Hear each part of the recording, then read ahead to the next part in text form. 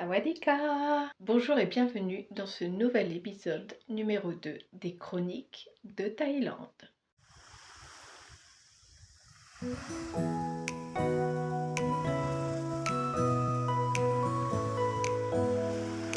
Je m'appelle Lydie, expatriée durant 6 années en Thaïlande sur l'île de Koh Samui.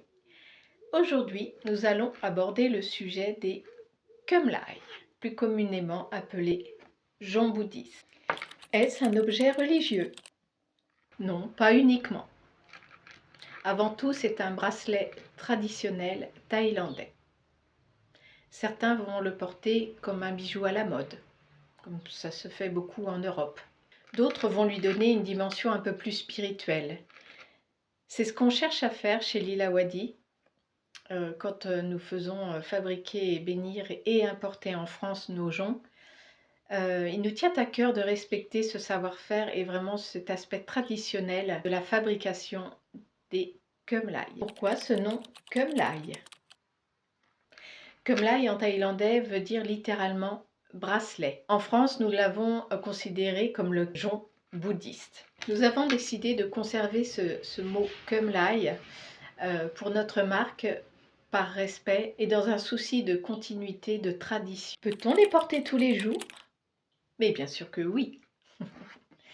Bien sûr que oui. Donc, ils se portent toujours en nombre impair.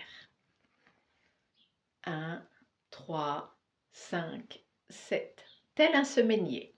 Les joncs bouddhistes sont silencieux.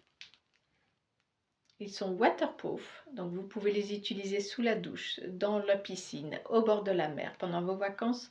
Il est possible de les mélanger. Là, vous faites au gré de vos envies, au gré vraiment des couleurs qui vous interpellent à l'instant T, et suivant aussi, pourquoi pas, votre garde-robe, puisque c'est aussi un bijou très très tendance. Mais comment sont-ils fabriqués?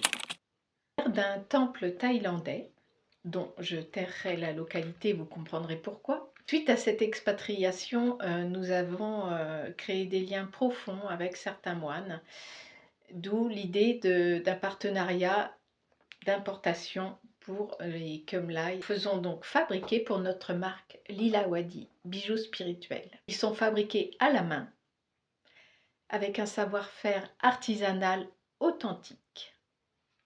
Chaque jonc qui arrive chez Lila Wadi est béni, selon encore une fois la tradition bouddhiste. Le jonc bouddhiste est composé d'un tube en plastique souple, transparent. À l'intérieur, y sont déposées des feuilles d'or. Le bracelet est scellé grâce à un mantra.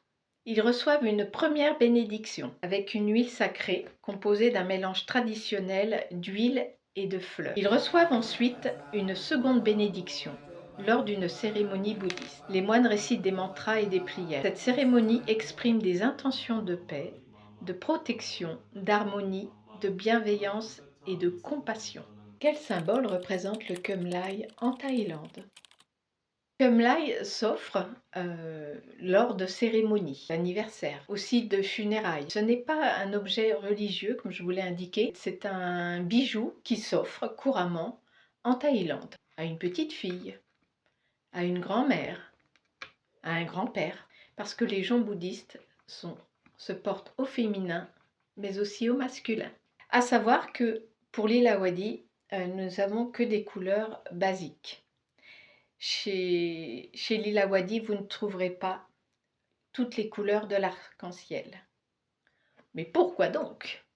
Bien parce que, je vous l'ai dit, ils sont fabriqués avec des feuilles d'or. Donc les feuilles d'or qui sont plus communément aussi trouvées au niveau des temples.